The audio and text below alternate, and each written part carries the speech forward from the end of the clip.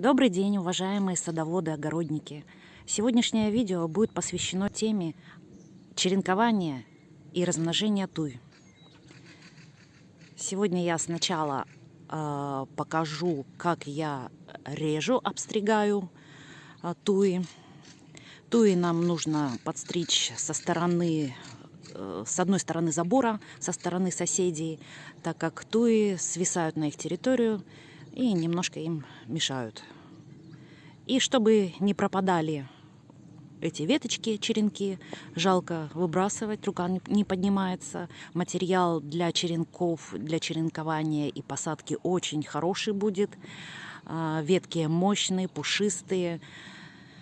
И самое подходящее время черенкования – это весна, апрель месяц. Вот сегодня этим и займемся, и я покажу вам, как это все лучше сделать, как правильнее сделать. То, что этим занимаюсь я уже не первый год. Покажу вам с прошлого года, какие у меня получились саженцы, выращенные из черенков туй. Два сорта: смарагд и брабант туи у нас растут. Ну что, итак, начнем. Пользоваться будем кусторезом от фирмы Гардена. Очень удобная, хорошая вещь в использовании. Самое главное, легкая. Не очень сложно ее держать, справится и мужчина, и женщина, и даже ребенок.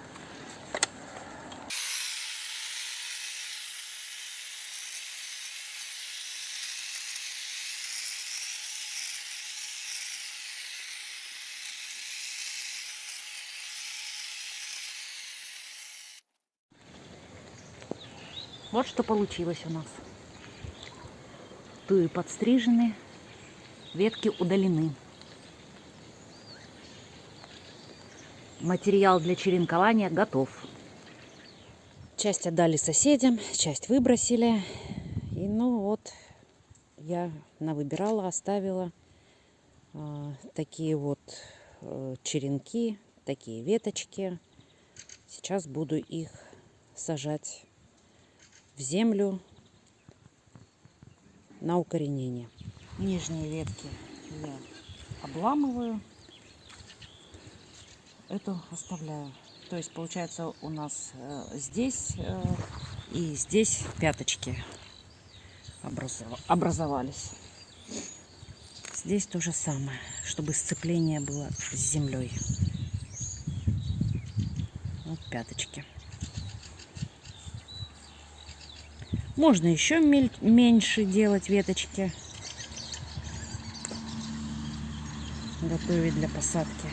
Вот эта веточка годится с пяточкой. Нижние обламываем, удаляем, а эту с пяточкой оставляем. Конечно, все это время надо, чтобы они выросли. Но время идет быстро. Вот так. Ну, вот предварительно я вскопала землю, чтобы земля была мягкая, рыхлая, увлажненная. И теперь будем сажать ветки туи, подготовленные на размножение, на рассаду. Выбрали место такое, чтобы нам не мешали они. И вот берем ветку. Берем ветку с пяточками обломанную и под наклоном ее втыкаем.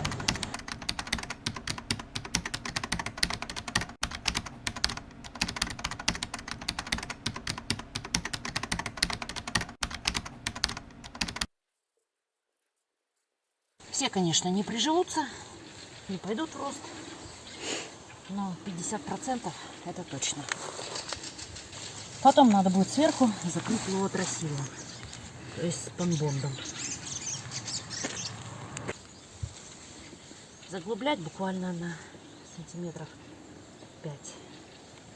Спанбондом, тросилом, закрывать для сохранения влажности в почве. Сажать надо в полутень,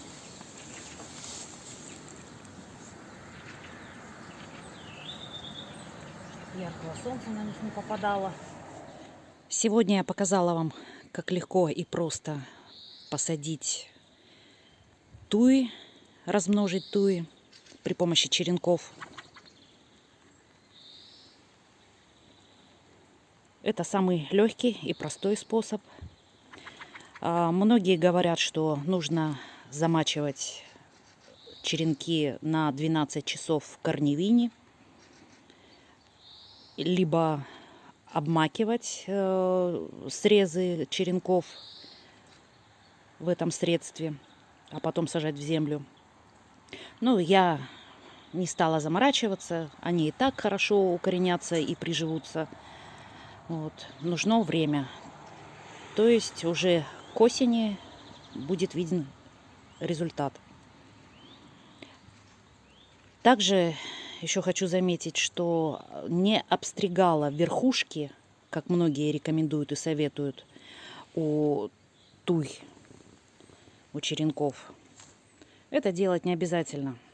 Я считаю, даже не нужно, потому что хвоя у туи чешуйчатая, и через эти чешуйки они питаются влагой.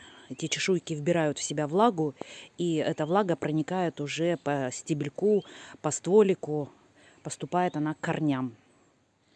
Спанбондом укрывать буду чуть позже, когда уже температура воздуха будет больших плюсовых значений достигать, чтобы сохранить влагу в почве. Это будет уже, наверное, так думаю, в мае, если температура будет плюс 20. А это вы видите результат прошлогоднего черенкования. Перезимовали черенки хорошо, прижились. Теперь мне осталось только их рассадить. Рассажу в емкости. И дальше они у меня уже будут расти в емкости в отдельной.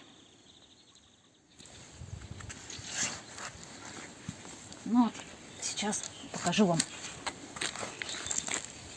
какая образовалась за год корневая система у черенка.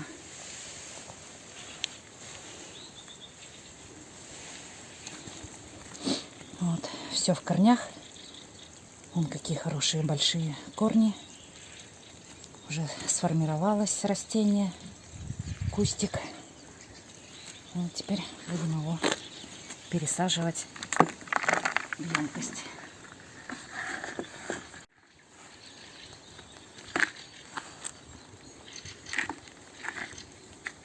Перегнойную землю насыпали в горшок, емкость побольше.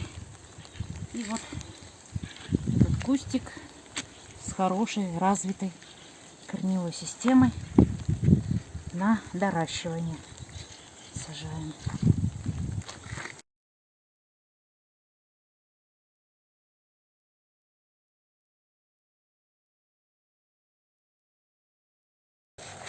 И в этой емкости он будет сидеть уже до высадки непосредственно.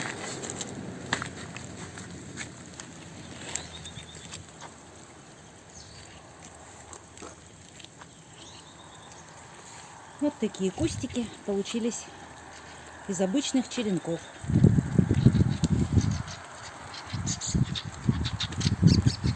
А потом это будет превратиться уже в такое полноценное, большое, красивое, пушистое, раскидистое дерево.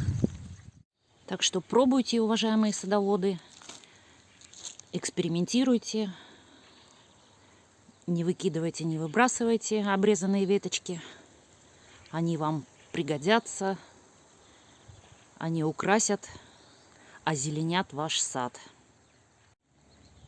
И будет у вас зелено круглый год, и зимой, и летом.